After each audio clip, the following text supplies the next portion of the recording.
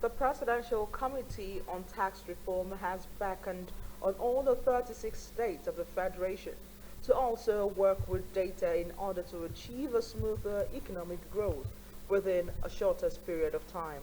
The chairman of the committee, Taiwo Oyedele, made the call on Wednesday while speaking at the public presentation of Lagos Economic Development Update 2025, themed Charting a Resilient Path Towards a Sustainable Future.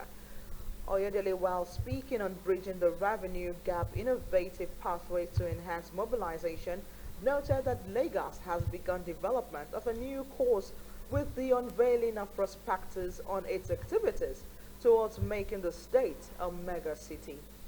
The State Commissioner for Economic Planning and Budget, Okwe George, stated that the prospectus was part of the commitment of the state to bring together all stakeholders in the state economic development to help championing new ways in achieving better reports.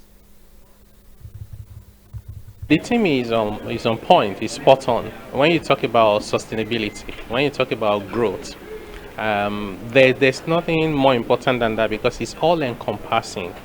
It's about growing today and not compromising the ability of the future generation to also grow and take care of themselves.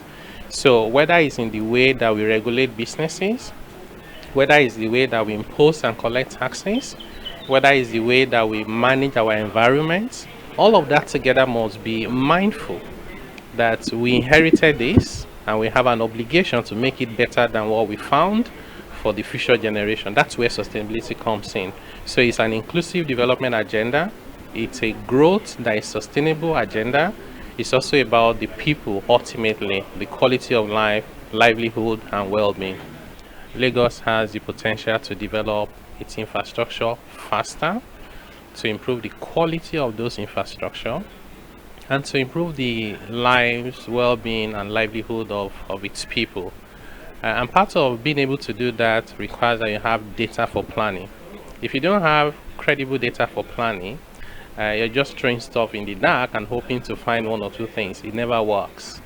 So whether you are thinking about the Singapores of this world, the Taiwans of this world, or the Dubais of this world, those are the city-states that Lagos should be competing with. And we think that Lagos has the potential to be able to do that and even do it better. Part of that is how do you mobilize revenue to fund that your aspiration. So I think it's a very good thing that they're having this report that is being launched. It's not the first one, so they are building on it.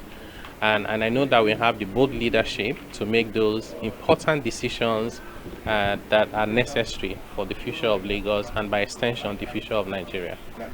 This year's LEDU underscores our commitments to evidence-based policymaking, fiscal sustainability, and inclusive development.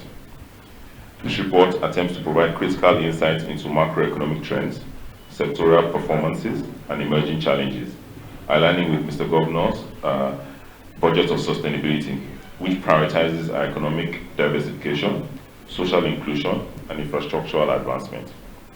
The findings will inform policies that strengthen our economy against inflationary pressures, revenue constraints, and global market shifts.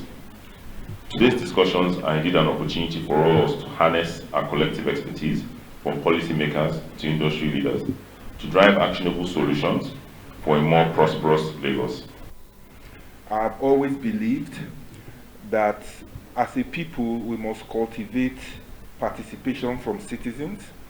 And one of the ways to participate is to get them to have a view into how the economy is doing in their various localities. That transparency tends to stimulate a lot of self-responsibility and a lot of commitment from the people. You are aware, as economic experts, that participation of the citizens tends to spur up economic development and economic growth